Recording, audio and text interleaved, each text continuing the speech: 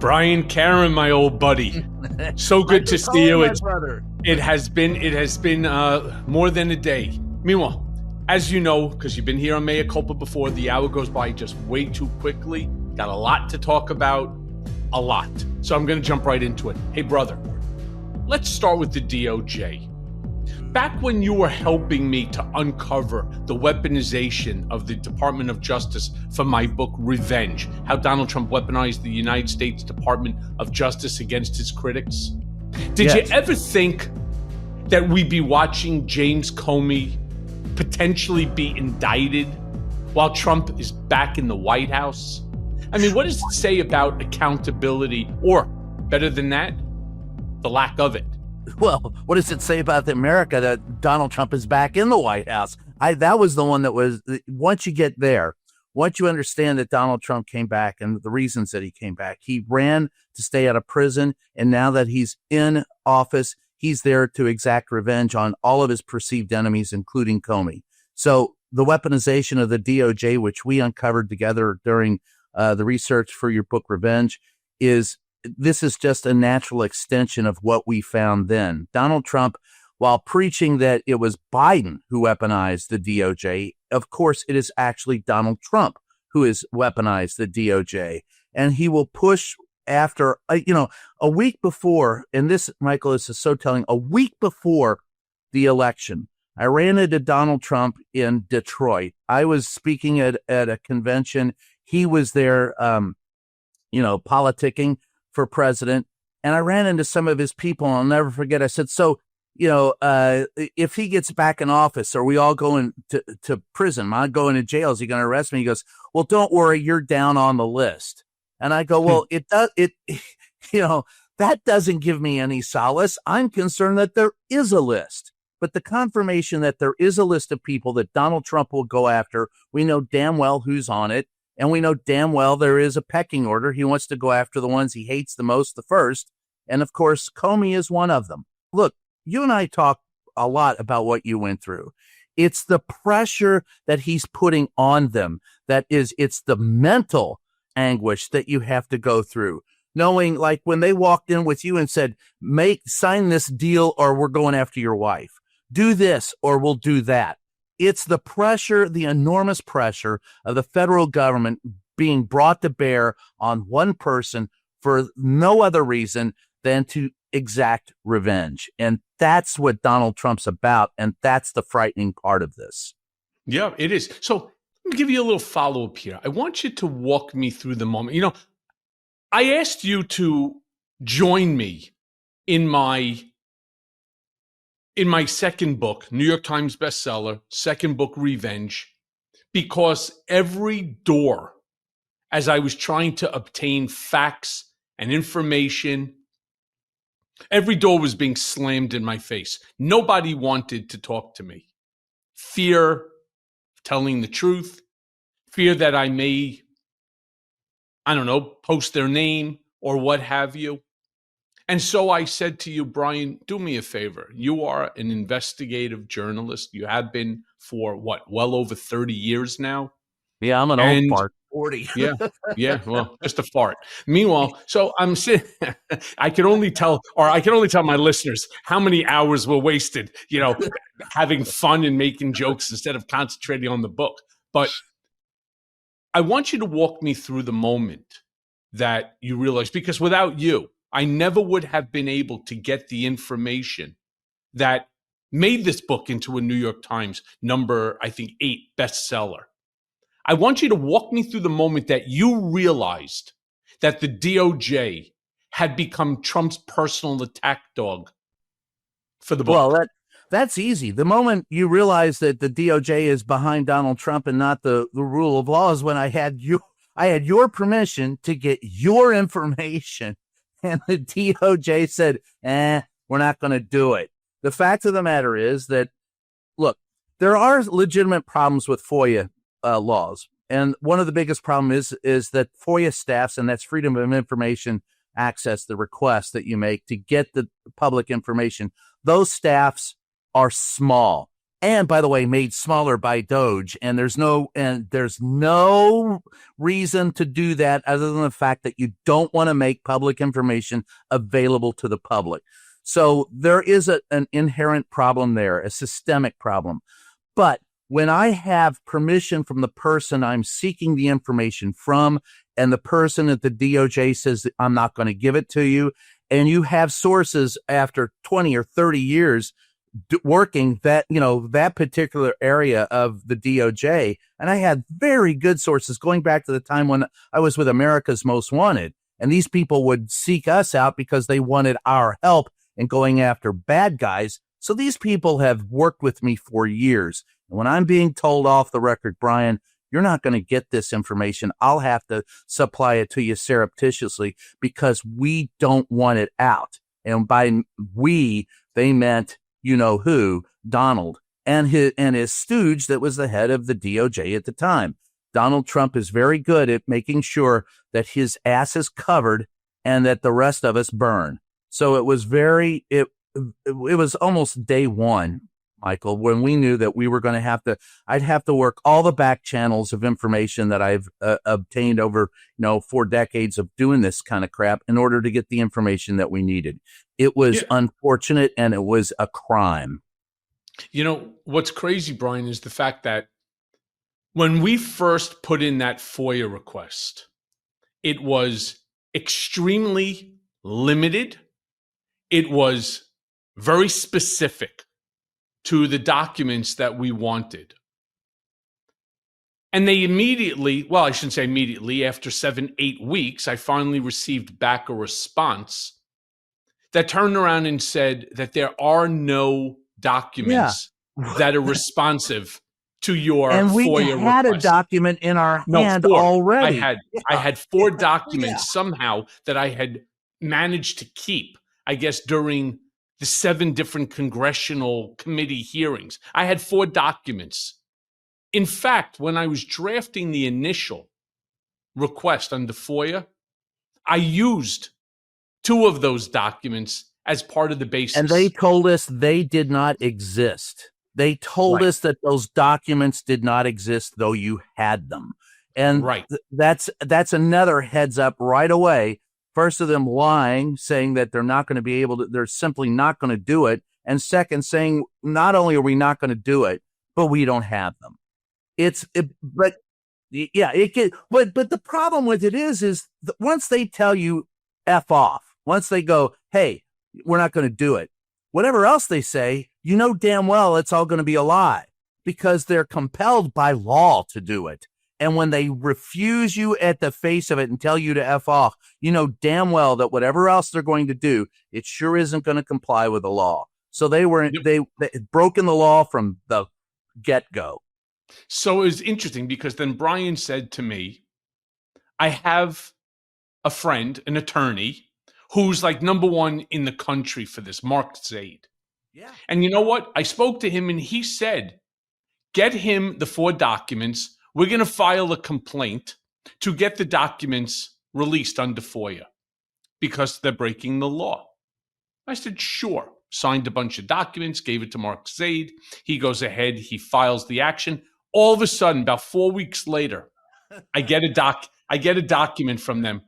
Dear Mr. Cohen, we apologize for the error in the first communication, whereby it was determined that there were 0 documents relevant to your FOIA request. In fact, after examination, there appears to be, do you remember the number? Yeah, thousands. I don't remember the exact. 486,000 documents. 486,000 documents. It'll take us in the next 150 years to give them all to you. So sit back, relax, and enjoy the ride. Now, it was funny because the judge, still not going to give them to you. The judge turns around and says, it's so many documents, and because the staffing at FOIA, as you said, is so limited, we're going to mandate that they turn over to you a minimum of 500 documents per month. Now, that was 5.5 years ago. And so far, we've received how many documents? The big goose egg. I'm telling you, all of that, it's 0. I got nothing to give, not going to give it. Yeah, that's what it is. A big nothing. And it's been a nothing burger the entire time. And the fact of the matter is, again, we knew what we were up against the very moment they said no. And when they said we're not going to do it. And then whatever else they started tap dancing to, and the judge came closest to at least addressing reality, going, you got him, you got to give him at $500 a month. But then again, what did the DOJ do? Zip. And they have refused to, though we've sued them, though there is there's adjudication in our favor. They still haven't done it. So what you're facing, and that was the first Donald Trump administration, Michael. And there were people that were pushing back against Trump then. Now everyone in his administration is, part and parcel in his, for lack of better words, in his back pocket. So I was going to say, sucking at his hind quarters, but the fact of the matter is, there's a lot of ass kissers in this new administration, and then you could say that again. There's a lot of people walking around with brown tipped noses. Hey, let me say this: the crazy part noses, about I'm doing tongue. They're deep in there. It's oh boy! So meanwhile, the craziest part about the whole thing is we thought that they were going to have to then turn over these 500 documents. Since that day, as you just said, they came up with every excuse in the book. They actually then said, because it talks about process and method, we have to send these requests, these documents, to 16 different federal agencies to review for redactions to make sure that there's nothing in there that could harm them. So we asked, well, who are the 16? Well, that's classified too. We can't even tell you that. And even the judge turned around. He's like, you've got to be kidding me. To this day, still 5.5 years later, not a single document has been turned over. So the question I really want to ask you off of that sort of story to enlighten my listeners, watching this shit happen today, does it feel like the system learned anything, or are we just repeating the exact same pattern, just faster and a whole lot louder? Well, I thought you were going to ask me, considering today, do I drink a lot more? But that's it. By the way, you drank a lot back then anyway. Yeah, I'm telling you, tough room. So does it make it? It's worse now because there were roadblocks that would slow it down. Today, Donald Trump doesn't give a damn what the law is. He's going to do what he wants to do, and he's got people in place that will allow him to do it. The pushback is minor. Let's take a look at Pam Bondi, for example. And boy, don't you just like to take a look at what she did? She was investigating Donald Trump for income tax evasion for his university in Florida as the attorney general in Florida. She was going to indict him in Florida. He deposited $25,000 in her bank account so she could run for office, and magically she decided not to prosecute Donald Trump. So Pam Bondi is not just a whore, which she is very much, Donald Trump's whore. She's a cheap whore. He got her for $25,000. That's it. That's all she is she's a Brian, 5,000 of that $25,000 was mine. You know that? $5,000. $5,000 of that was. That's even better. That's a better story. Holy shit. That cheap bastard wouldn't even give her 25. Well, he can't because it would been over the limit. So what he did is he went to his executives and he said, I need a check for $5,000. And there you go. Rock and roll picture show. Pam Bondi is a cheap whore subsidized by everybody. But today, the fact of the matter is she's there. Kash Patel's there. Tom Homan is around. Robert F. Kennedy, I got a worm in my head. That guy, he's around. None of these people are going to tell him no because they have their own agenda they're pursuing. And Donald Trump facilitates their ability to do that. So they have their tongue firmly deep inside his anal cavity, slurping out whatever they can so that they can spit it out. They're the tail end of the human centipede. And so at the end of the day, it's much faster than it was then. And it's much more dire than it was then. And the end results are much more fatalistic for the United States now than then. People say we're in a constitutional crisis. And I tell them, no, we're not. That's in the rearview mirror. They say we're facing fascism. No, we're not. That's in the rearview mirror. The Constitution doesn't exist. The very fear, the thing that you said, the very poignant thing that you said when I started putting together this documentary is, what if for a few months down the road, what if Donald Trump is successful? Then he will have supplanted the Constitution. And that's exactly what he's done. That's exactly what he's done. The Constitution matters not to him, and therefore it doesn't matter to the people that work for him, and therefore we're all suffering because of it. And that is the end result of us reelecting Donald Trump and putting his fat, flaccid ass back in office. And, I'm to the point now where if I don't laugh at it every day, I'd end up crying because it's so damn bad. And it's only going to get worse. There's a great thing that his niece said, Mary Trump. And I remember these words. She goes, Brian, there is no worst with Donald Trump. Every day is worse. And that's the truth. And then I remember something you told me. We were talking about his kids one time, and you said, Brian, I remember both of those boys came to me and said, I don't want to end up like my dad. And they have. Everything he touches, he destroys. He will burn it all down, everything, to rule over the ashes. That's what we're facing. And this isn't hyperbole. These are facts. These are based on what he's doing today. For example, what did he say at the United Nations? How do you win friends and influence people? What's his hallmark of diplomacy? Telling them all they're going to go to hell and we're the hottest country on the planet? Maybe we're hot because not for any economic reasons, but because we're standing next to the fire of hell. I know a guy, one of the people who was one of the diplomats in New York he said, we're all going to hell. He goes, I don't have any desire to go to Washington, D.C. So, I mean, that's the way the rest of the world views us. I want my listeners to understand, Brian Karem's been in this game for a very long time. White House correspondent, I think it was for Playboy magazine, and for other magazines and newspapers as well. But here's the interesting thing. I'm sorry? And television. That's it. And television, yes. Yeah. But by the way, nothing for nothing. You have a face for radio and for print.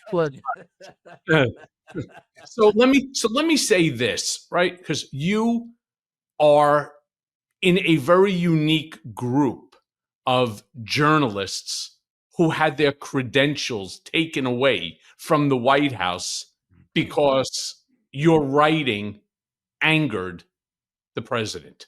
Yeah. With that in mind, I want to ask you this. When the DOJ or the administration targets journalists, whistleblowers, or political enemies, what's the human cost that people outside the Beltway never see? Well, that's a good question. There are two of us, me and Jim Acosta, are the ones that face it. First of all, I'd recommend it, if anyone faces Donald Trump, stand up to the bully, much like you did, much like I did. I'm not unique. But the thing is you don't give in to a bully. The human cost of that the human cost either way is the same. But the dividends that you gain by at least standing up is that standing up to the bully puts them in their place. And Donald Trump is not a strong man. He is a weak man, and he is a bully. And at the end of the day, standing up to him and thumping him in the nose is the price you have to pay for being able to look at yourself in the mirror at the end of the day. And so the cost that you will pay is the cost that we're all paying. Going after journalists, he says we're the fake news, we're the enemy of the people. No, pal, we are the people. The people in the press are the people, and you're the enemy of the people. That's the realization that you have to come to. But the cost that you pay, let's see, I had my window of my car bashed in, numerous death threats, threats of course, jail, threats of economic ruin. Everywhere you would go, you had to have your head on a swivel, and you still do to some respects. I play in a rock band. And, so when we would play in the band, I would be told by the local cops and the FBI that, I should be wary. There could be violence in the venues where we played, targeting me. So those are all things that you have to face on it's a very visceral level. It's putting your life out in front of a bunch of damn crazies. And you know that as well as I do. I actually went to prison, and I have my head on a swivel to the point that I need to go, I think, for neck surgery now. I'm dead serious. Yeah. I fractured a disc in my neck. And then on top of that, the death threats, the swatting, the doxing. They didn't just swat me. They swatted my 90-year-old father and 82-year-old mom. Oh yeah, they went after my son. Them. Yeah, they went after my fucking 25-year-old son. Yeah, and so that what I can tell you is and you know this better than I do. You cannot back down. There is no way that you can. The pain, I did not get into this business to be the center of attention. I got in this business to shine light in dark places. I know that politicians are going to try and put their best foot forward. I'm there to try and shine a light on what they're doing and let the world know, providing information. Everybody says we're in the truth business, and we're not. We're in the fact business. Our job is to provide you facts, and you decide what the truth is from those facts. But we all have to agree on the facts. Donald Trump has destroyed that. And that is when you don't know what facts are anymore, you allow the grifter and the con man into your life in a manner that is completely impossible if we all understand what the facts are. And that's what Donald Trump has done, is destroyed reality to the point where people don't even know what the hell facts are anymore. And if they question everything. The only thing unquestionable about Donald Trump is the day he was born. Otherwise, you look it up and there's every fact about him is in dispute now. And who does that benefit? Him. It doesn't benefit us. And you're right. I do more fact checking now than I've ever done on things I already know to be facts, things that I have witnessed myself, just to make sure. And then I have to double check that again, because there are alternative facts. Thank you, Kellyanne Conway, for that wonderful term, you moron. That term that we have to deal with every day. Alternative facts. You've got your facts, I've got mine. No, bullshit. There's one set of facts. And that's let me ask you this. That's true. That's true. There is only one there's only one truth. There's only one fact. Did you ever witness the DOJ insiders wrestle when you were doing the research on revenge with loyalty to the law versus loyalty to Trump? And I would suspect, knowing you as well as I do, I imagine you had to ask them, how do you justify it to yourself? Oh, that's a question I ask him every day. And most of the people that I ask that of are no longer there. The fact of the matter is, and there are people that are holding on for dear. I know someone that's been at the DOJ for 30 plus years. And I said, why are you still there? And he goes, the same reason that you're still doing what you're doing, because I have to hold on to the institutional knowledge so that when we get through this, Donald Trump, that we're able to reinstall what we're supposed to do and what we're supposed to be. And I get that. I agree with that. I wholeheartedly endorse that, because there has to be someone left, because we live in a time, Michael, the biggest problem I have, we're talking about facts and stuff. The biggest problem I have is that on the internet, in social media, the anonymity of social media, everyone can come across as an expert. Everyone's opinion is equally discussed. And while everyone is entitled to an opinion, not every opinion has equal weight. And so if the doctor comes on and tells me you need a vaccine, I'm going to listen to him before RFK, who has no doctorate, tells me I need a vaccine. On the internet, he's had Thanksgiving dinner with family members that are doctors. Yeah, so that makes it. What makes him an expert? Yeah, he watched a YouTube video once. I go, no, that was a porno. Stop that. That's not the vaccine we're talking about, pal. So he have that. But then on the internet, people will type, you see them too, and they go after you. You're an asshole. This is what really happened. And they act as if their opinion is fact. And the fact is a lot of times these are people that haven't gotten their asses out of their parents' basement. The person with 30, 40 years of experience, I will listen to them before I listen to some idiot who either A, just got out of school, or B, doesn't know what they're talking about, or C, is a bot. And that's one of the bigger problems that we have. You see that as well. The big problem is that institutional knowledge is lacking. So in the DOJ, those who were staying, back to your original question, those guys that are staying and are fighting it, I tip my hat to them, because there are a lot of them that have left, and the people that are there now, a lot of them owe their allegiance to Don first, Don always, Don ultimatum, Don ultimately everything. So that's the scary part. Hey, so when you were doing all that work for me in terms of speaking to FBI agents, speaking to judges, and I want you to know, I never billed you for the liquor, but go ahead. Thank God. And I saved it thousands, tens of thousands, and all of those folks that you have relationships with, 30-year relationships with.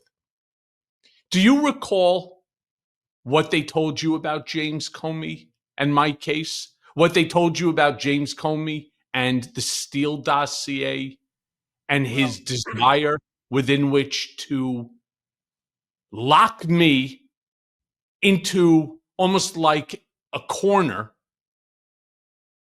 so that they could extract as much negative information on Trump as they could? Well, that was their goal, was to leverage you. And you know that. And that's, there's no news there. Their desire to leverage you was tantamount, I'll get the word, tantamount to going after Donald Trump. And so what they did, push the boundaries. Did they do what this current DOJ does? No, they did not go that far. But they did do some things that I thought, see, I've always questioned the DOJ. I think scrutiny of what they do is, and how they do it, we need more of it. And we need congressional oversight on that. And we need to take that seriously, because your case exposed one of the big problems that I've seen over 35, 40 years covering covering the DOJ, their ability to get away with stuff in the name of justice that you and I couldn't do and shouldn't be able to do as citizens. So what Comey did, I think the difference between them and now, I think they thought they were doing the righteous thing for justice. Today, there's no pretense. They're doing what they want for Donnie. And they were going after Donnie and using you to do it. And I think at the end of the day, Donald Trump. See, I don't think, I'm so sorry, Brian, but I don't think Comey was doing anything for righteousness. See, he was doing it for himself. He is a legacy whoremonger. He is somebody who saw himself. I always describe him as, an overgrown Boy Scout, right? Walking the halls of Washington, thinking that, he has a badge and, that he is a politician. He is justice. He had the opinion that he is justice. That the difference, maybe it's a subtle difference that makes no difference. But at the end of the day, he always thought, like you said, he was a Boy Scout. And boy, I was a Boy Scout. And let me tell you, I didn't like the kind of Boy Scouts that Comey was. You didn't want to play sneaky peek with that guy. So, but here's the thing. In talking and seeing how the DOJ used to run, they always had the blinders on that they were going for justice. There is no blinders on now. They're going for Donald. Donald has exposed the dark. You're right. Donald took the blinders off, and he said, listen, it's been bullshit. Yeah, you put the blinders on to give you some sort of a arm's length, deal, a transaction, or moral superiority somehow. Exactly. For moral righteousness. All right. Yeah. The truth is, they were fake blinders. The blinders were made of, say, plastic, so you could see through them anyway, right? Trump just turned around and said, I'm not putting on this fucking facade. I'm taking them off, and I'm going to do whatever I want. James Comey is a prick, all right? James Comey tried to fuck up my presidency from day number one. And you know what? James Comey should be indicted for what he did. Now, That, of course, we leave up to DOJ, and we see how that's panning out. But I actually want to ask you, in furtherance of all this, assuming this case proceeds to a trial, what do you think the message that it's sending to government employees, to journalists again, to to whistleblowers, or any American for that matter, who dares to speak out, to be a critic of anybody in this administration? It says bend over and take it up the ass either way, because we're going to drill you. If you bend over for us, well, we'll drill, baby, drill. We're going to be drilling. We're going to drill like we've never drilled before. No one has ever drilled like we've drilled. People say I drill. He'll drill you in the ass if you bend over for him, and he'll give you a reach around. The difference will be you're not getting that reach around if you oppose him. Either way, you're going to get screwed. Donald Trump doesn't give a damn about, and you know this as well as I do, he doesn't give a shit about the rule of law. He cares about himself and himself only. He's using Comey again to further his own benefit, further his own ends. And at the end of the day, Donald Trump will use whatever is in that little bag of tricks that he has, and he will use them as hard and as long as he can to drill you as hard and long as he can. All the best people do it. I'm just saying, that's But Donnie. in all fairness, James Comey did the exact same thing. James Comey did the same thing. The only difference, and you are so right, my brother, James Comey never had the power that the president has. Right. He never had the ability to wield both a sword and a shield at the same time.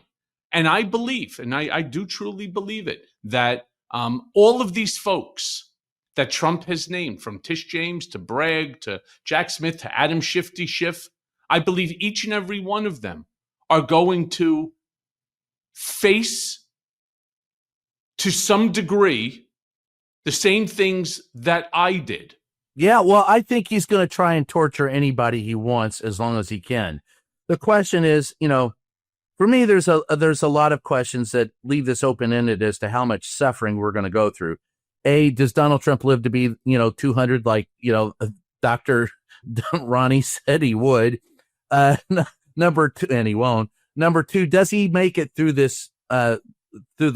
We have 1,213 days left to go in this administration. How many of them? No, Brian. No, what we really have is 1 year. The midterm elections are the single most, and I say it and people are turning around, and I can't stand when the ignorant want to try to correct you.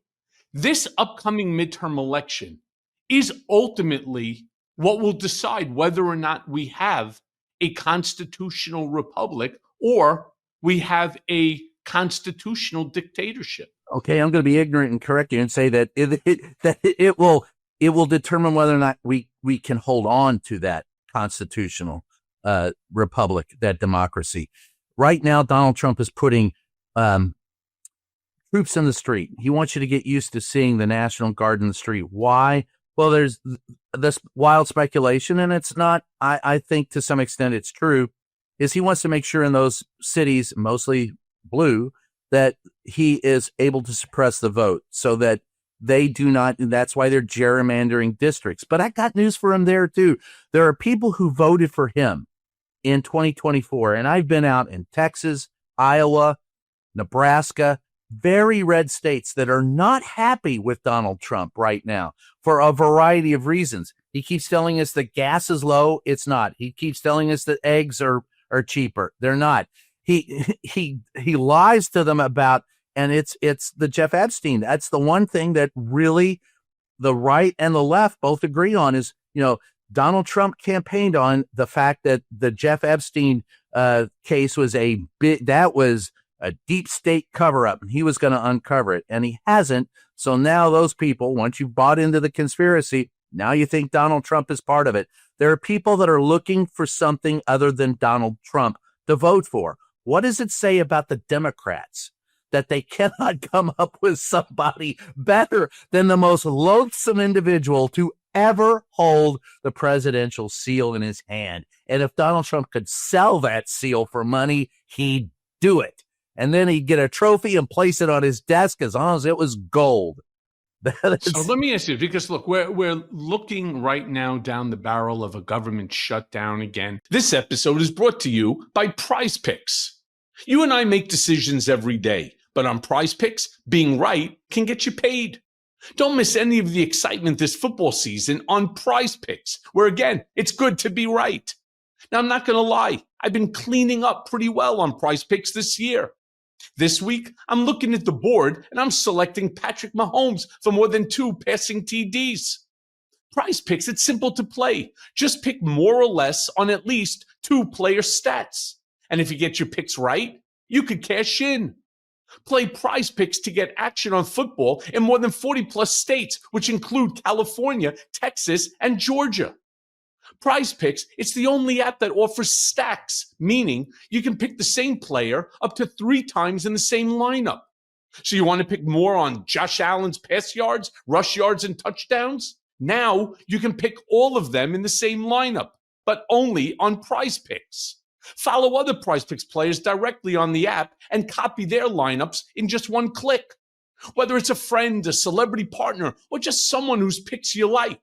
Hit the follow button and check out every lineup they create in the new feed tab on Prize Picks. On Prize Picks, how you play, it's up to you. If you want flexibility, choose Flex Play, where you can get paid even if one of your picks misses. And if you want the biggest payouts, go for the Power Play. So no matter how you play, Prize Picks is a great way to put your takes to the test. Prize Picks puts their users first, so all withdrawals are fast and secure. Prize Picks offers Venmo, Apple Pay, MasterCard, and more for quick and easy deposits into your account this football season. So go now and download the Prize Picks app today and use code Cohen, Cohen, to get $50 in lineups after you play your first $5 lineup. Again, that's code Cohen, Cohen, to get $50 in lineups after you play your first $5 lineup. Prize Picks. It's good to be right. You know, the question, if I was on television, and I'm so thankful, that Mea Culpa has now surpassed 500 million downloads, meaning enough people are listening to us that this is making a difference. So the question that I want every single person to go and to repeat, the same way Republicans do over and over and over again. How could we be looking at a government shutdown if tariffs have brought in $17 trillion in new money in just 9 months? 17 trillion would amount to about just under 60% of our GDP, which is 27.2 trillion a year. More than 2.5, it's about 2.5 times that of number 2, China. So why are we even looking at a government, why are we even looking at a government shutdown if in fact we are doing so well? Tariffs are the cure. Tariffs are it. Yeah. The better question really, and that's a great question, apply it this. Why are we looking at that shutdown with the tariffs coming in and the Republicans controlling both the House and the Senate? The reason why is because there are Republicans in the House and the Senate and Democrats who understand how truly fucked we are. And the fact is that you could get a clean continuing resolution, a clean CR is what they call it, for 6 months that would establish the spending patterns as they are now. By the way, the truth of the matter is we haven't really done a real budget for years. It's just these resolutions that they pass in the House and the Senate, and they agree on to keep things going.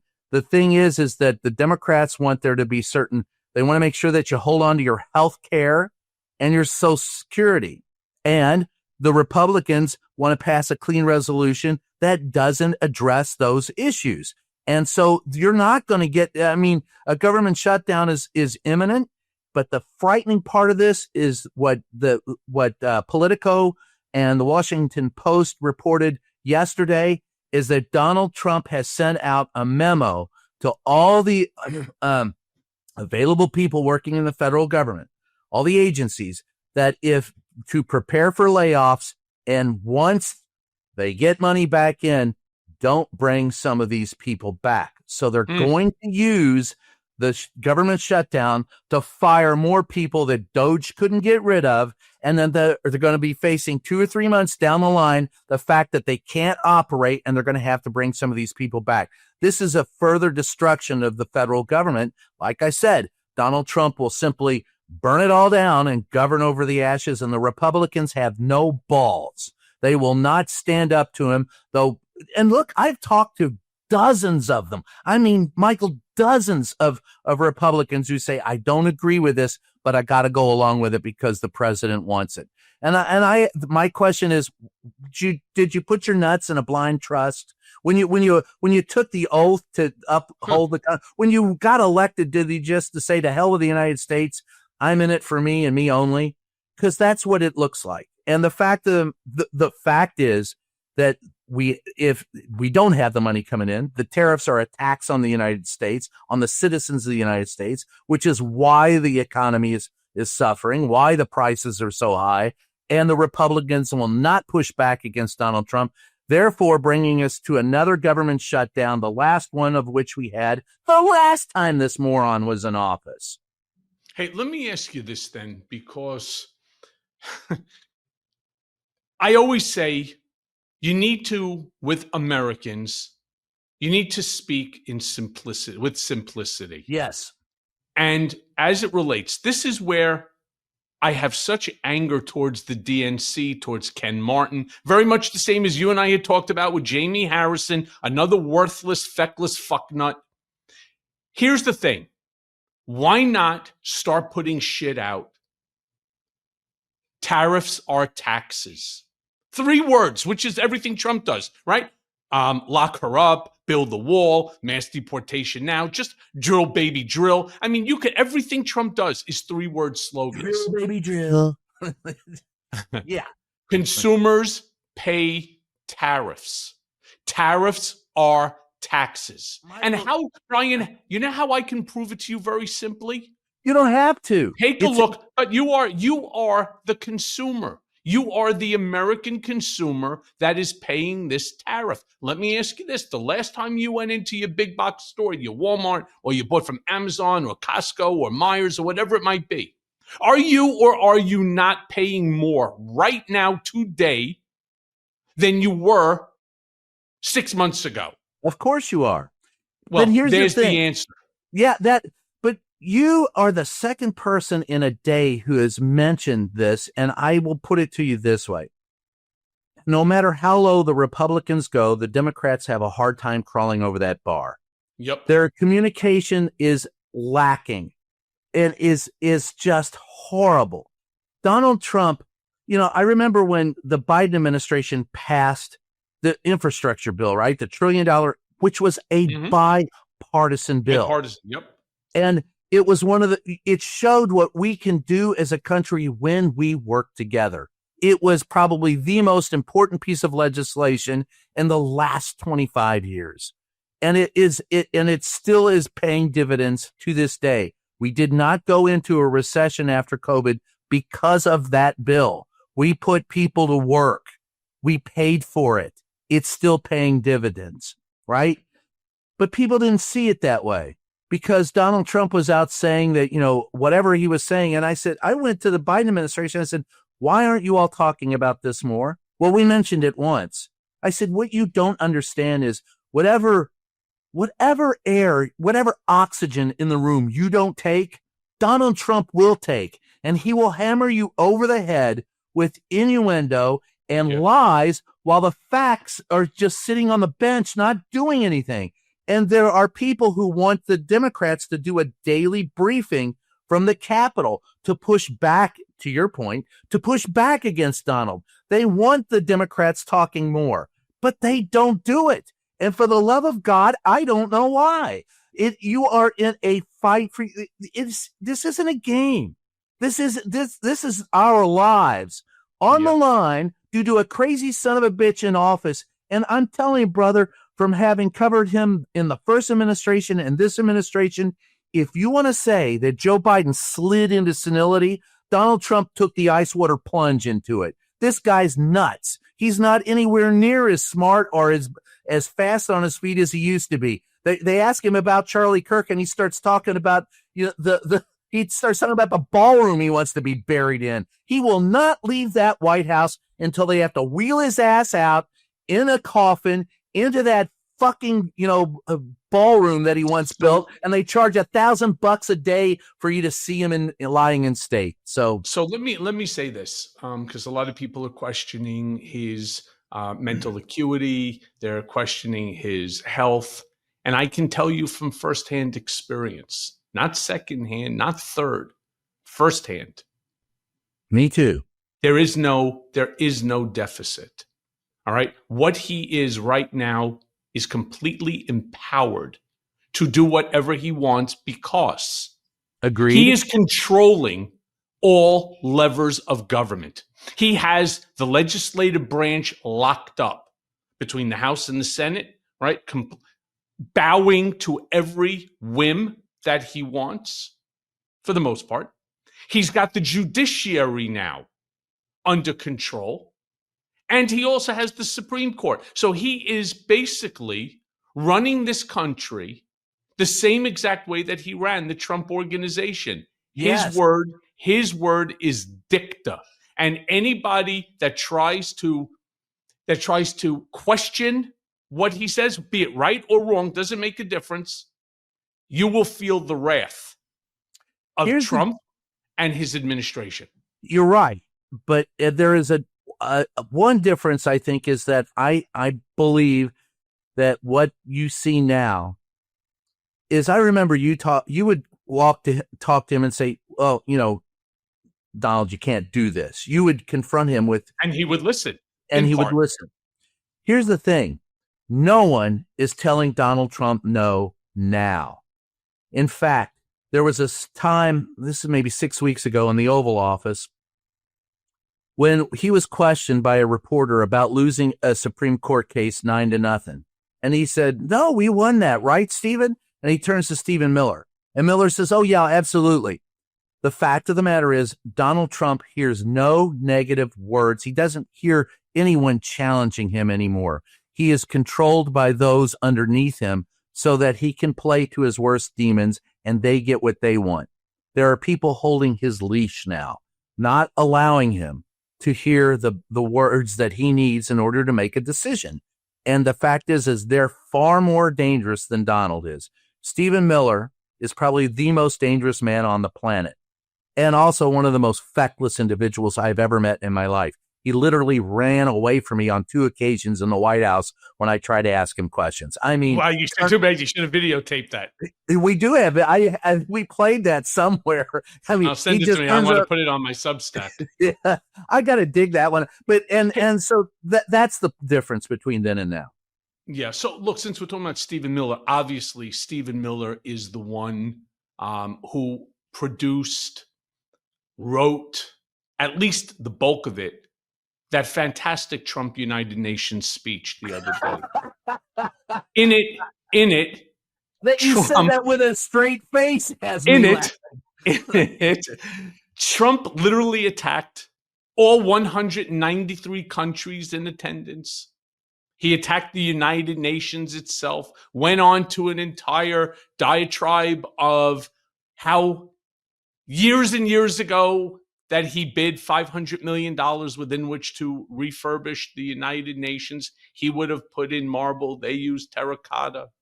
They used plastic. He would have used mahogany wood. He then goes on in front of the world to complain about the escalator and the teleprompter. Immediately,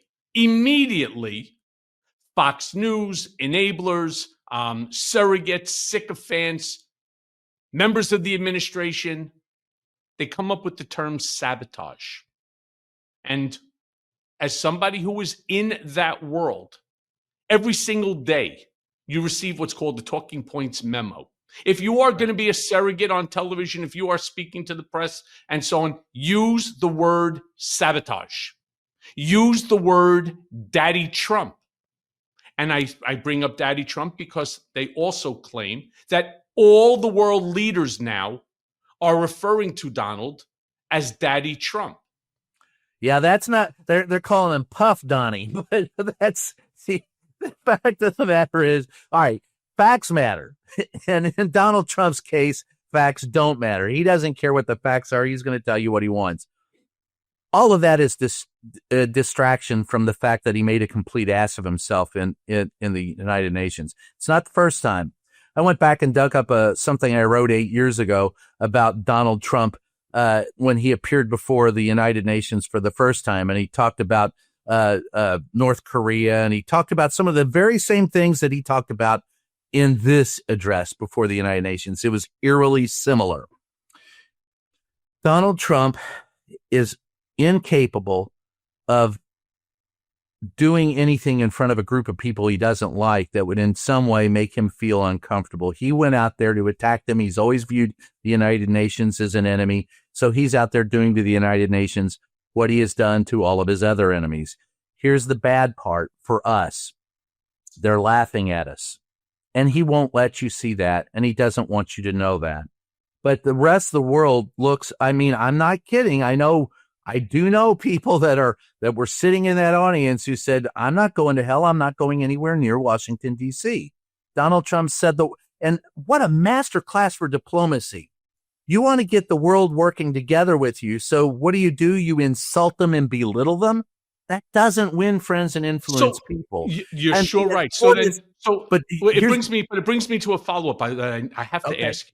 Then how does the world process a president who treats global diplomacy like a reality TV meltdown? It's like a Housewives episode. Yeah, well,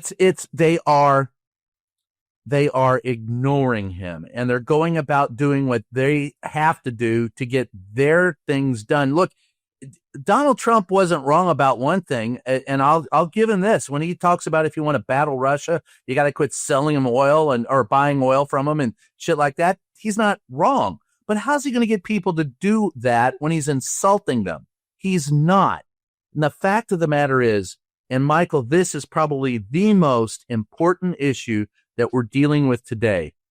Donald Trump has brought us to the point of brinkmanship with Russia, a point that we have not been at since the early Cold War. He has said now that Ukraine can win back everything and maybe more, an implied threat to Putin, because he believes he can now leverage Putin because he has seen the economic dire problems finally that Russia is going through and thinks he can be the leverage and overthrow his mentor, Vladimir Putin. Well, did you see what Zelensky then turned around and said? He literally issued Zelensky for the first time in 3.5 years since this war started. And I want to be crystal clear to my audience. Zelensky did not start it. It was started by Vladimir Putin in Russia. Zelensky issued a warning.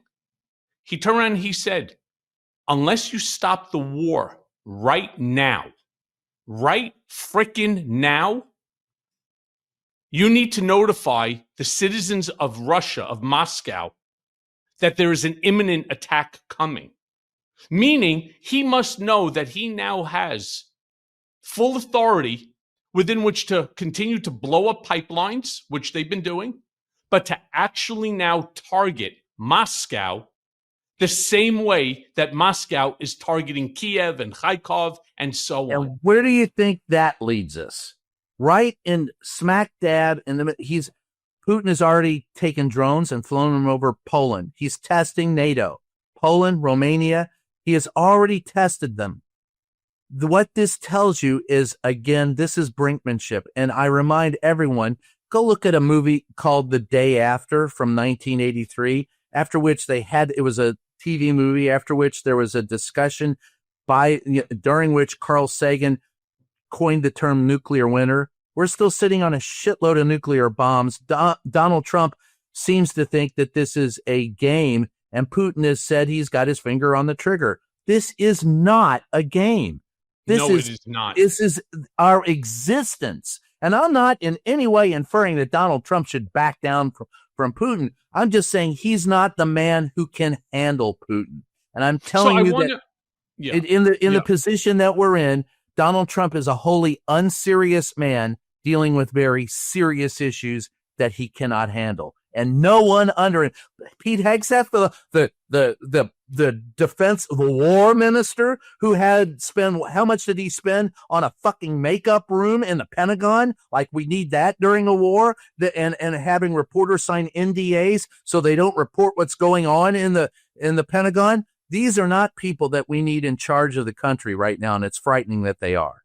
Well, you bring me up to my last question, because as I said before, the hour goes by very, very quickly. I could sit and bullshit with you for hours. Oh, we could have a drink and enjoy ourselves. That's true. Look, obviously, you've witnessed a lot. You, again, were so vital to my to the creating of my second New York Times bestseller, Revenge. You've now seen media suppression. We just saw it with Jimmy Kimmel. ABC, Disney felt the full squeeze of the FCC. But nevertheless, Jimmy Kimmel is back. Not because ABC, Disney did the right thing. Not because the FCC pulled back. But because of us. Because we turned around and we said, this is unacceptable. This is like what you helped me to uncover in Revenge when they unconstitutionally remanded me back to Otisville, bringing me up to 51 days of solitary confinement because I refused to waive my First Amendment constitutional rights. So the final question I really want to ask you, deja vu from your help with me in the book Revenge, this media pressure, this DOJ era media pressure, do you believe that this is pure and total intimidation? And do you think that we're going to ever get past it? And what do we need to do to get past it? Well, I wrote a book I'll plug called Free the Press, which will tell you how to get past it. First of all, we have to bust up media monopolies. Every president since Ronald Reagan, every Republican, every Democrat has engaged in destroying the free speech that we enjoy and the First Amendment that allows us to report on our government. You need to bust up media monopolies. There are 6 companies that own or operate 95% of what you see, read, or hear. They are in cahoots with government to make more money. We're going to soon see that number of companies whittle down to about 4, right? Nexstar wants to buy Paramount, which was just sold out from under Sherry Redstone, who got government approval to do it. Sinclair owns way too many television stations and can influence. It used to be limited, the number of television stations you could own to 7. Not anymore. You used to be limited in the number of newspapers. Not anymore. And here's a fact that everyone needs to understand. And I'll also plug that, the documentary is called Trump 2, and it outlines some of these First Amendment problems that we have. And who's your top star in that docu? There is a great guy named Michael Cohen that we talked to, and that guy. Booyah! In that, it's wonderful. And so, documentary coming, streaming soon to a theater, streaming soon to a service near you. And I think Midas is going to help us distribute it. So here's the key thing that you need to understand: 45, and this is a study by the University of Chicago released last year. 45% of the counties in this country do not have a local media. None. No local journalism, no newspaper, no radio station, no television station. 45, that's nearly half the counties in this country. And in those counties, 91% of them went for Donald Trump in 2024, and most of them by a landslide. When you have an uneducated, uninformed electorate, you have unilaterally bad decisions.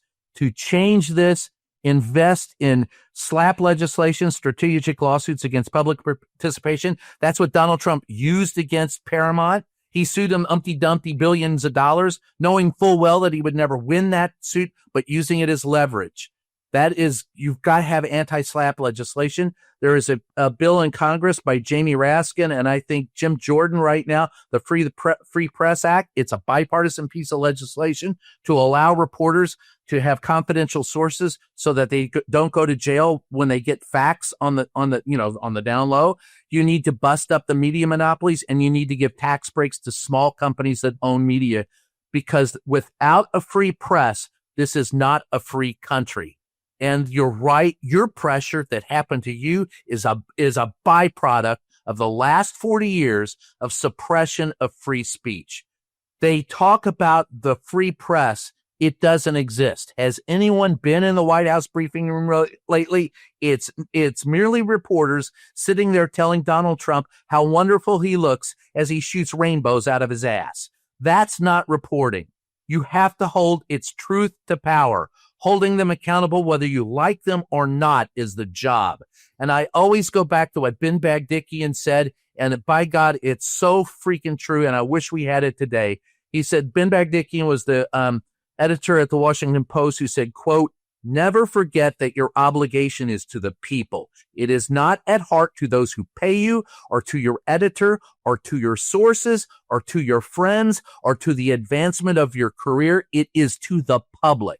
That's what he said then. It's equally good now, and we don't do it. Well, Brian Karem, thank you, my brother. Always a pleasure. Always, always, always great talking to you, my friend. And I will certainly be speaking and seeing you very, very soon. And I'll remind everyone to see the documentary and look at the Substack. It's called Reporter's Notebook on Substack, and weekly column in Salon. Love it. Thanks, Brian.